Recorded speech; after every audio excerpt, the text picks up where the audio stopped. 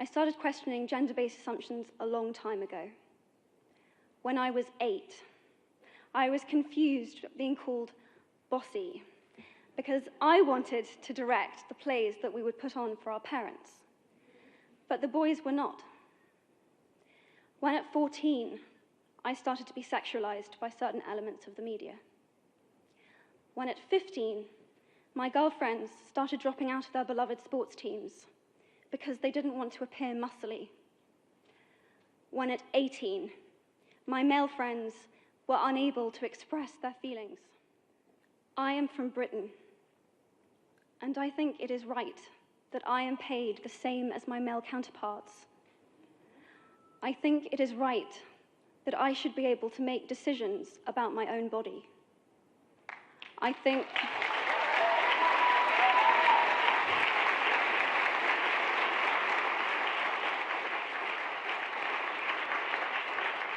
think it is right that women be involved on my behalf in the policies and the decisions that will affect my life. I think it is right that socially I am afforded the same respect as men.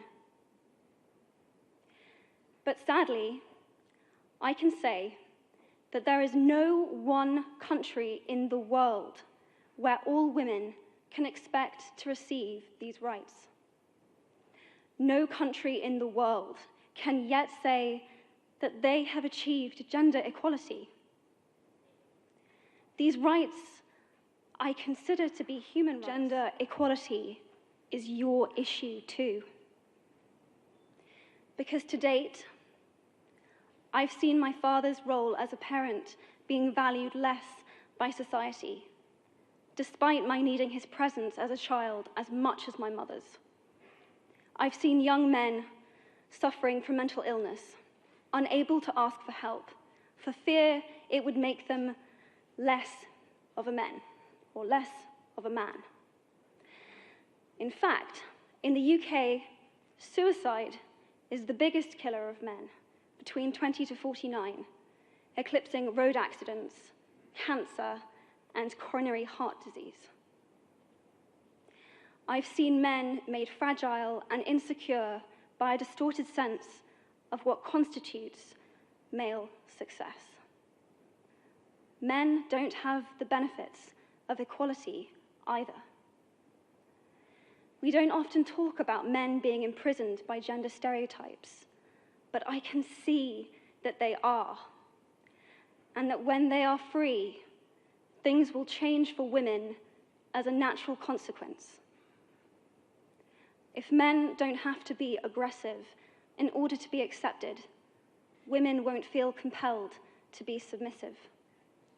If men don't have to control, women won't have to be controlled. Both men and women should feel free to be sensitive. Both men and women should feel free to be strong.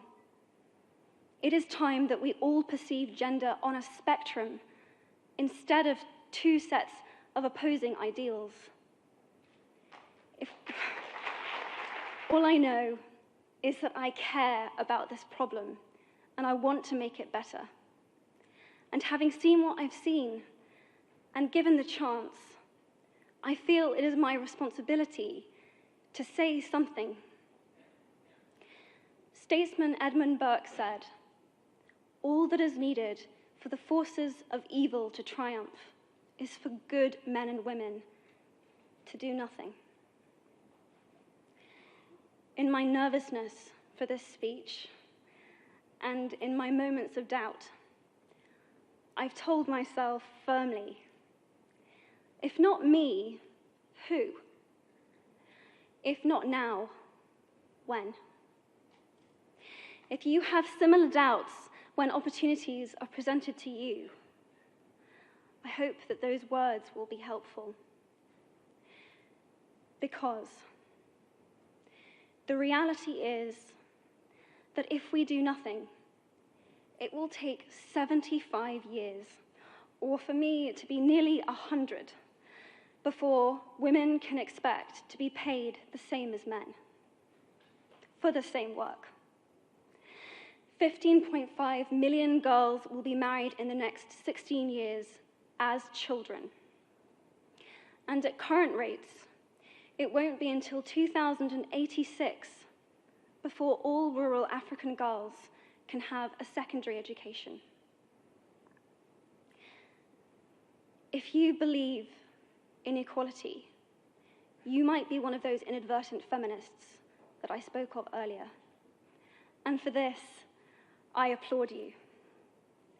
We are struggling for a uniting word, but the good news is that we have a uniting movement. It is called He for She. I am inviting you to step forward, to be seen, and to ask yourself, if not me, who? If not now, when? Thank you very, very much.